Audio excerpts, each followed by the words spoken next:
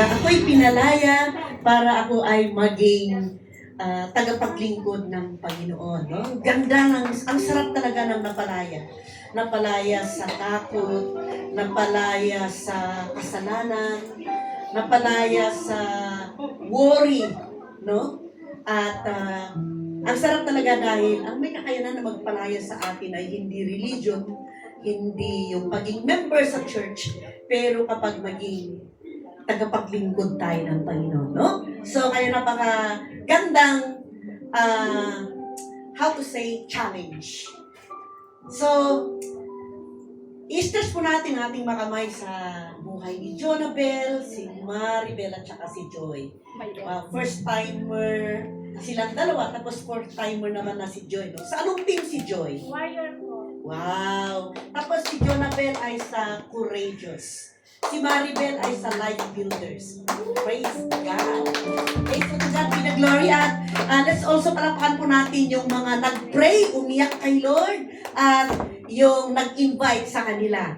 Okay, praise God. Salamat, Panginoon. Alam ko namin na this is your grace. Dahil hindi po namin to kaya, hindi namin to magawa. It is by your grace, not our human endeavor. Apart from you, we cannot do it. Kami po'y nagpapakumbaba to surrender everything, Lord, for the success na nadala mo, na-invite mo, pinarating mo, pinatayo mo. Si Jonabel, si Maribel, at salamat God sa pagyakap mo kay Joy dahil siya, O God, ay naka-apat na beses. We have no words to express the thankfulness of our heart, the gratitude, because we recognize that this is your great move. This is your touch. This is your presence. And we would like to take this wonderful opportunity, Lord, na itaas sa aming panalangin si Jonabel, si Maribel, at saka si Joy. At yung mga tumayo dito na hindi namin nakita, at yung wala dito, Lord God, na aming mga kapatiran. They are part of our prayers. Lord, ikaw ang nakakaalam kung ano yung pangangailangan nila. Ikaw yung nakakaalam kung ano yung kabigatan, ano yung burden. You know it, Lord, because wala kaming maitago sa inyo. We can hide from men, but we cannot hide from you. Ang aming panalangin sa buhay ni Jonabel, si Maribel, si Joy,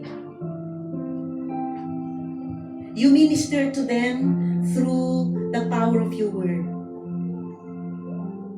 Hindi man nila mag-get yung 100%, but let alone yung 1%, Lord. From your word will minister to their heart at ma-open yung puso nila. And they will going to see the light. And they will going, O Lord God, to see what is their need. And when they see that need, yung mahalaga sa kanilang buhay, as they hear your word,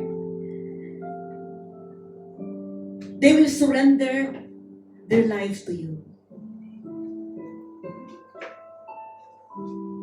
Panginoon Jesus, yakapin mo sila sa iyong pagmamahal.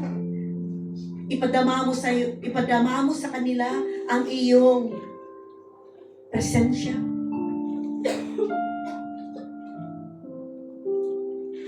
At lahat ng mga kabigatan, Lord, it will going to be vacuumed by the power of your presence, and it will be replaced with a calm peace.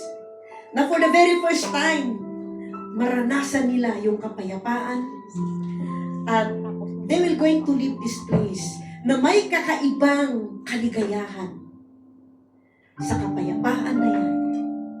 And we knew that it was the power of your presence. Lord, sa kanila pong pagtayo dito, we apply the blood of Christ, that as they will going to stand here, the blood of Christ will speak victory, protection, faithfulness, consistency sa kanila pong journey to know you. In Jesus' name we pray.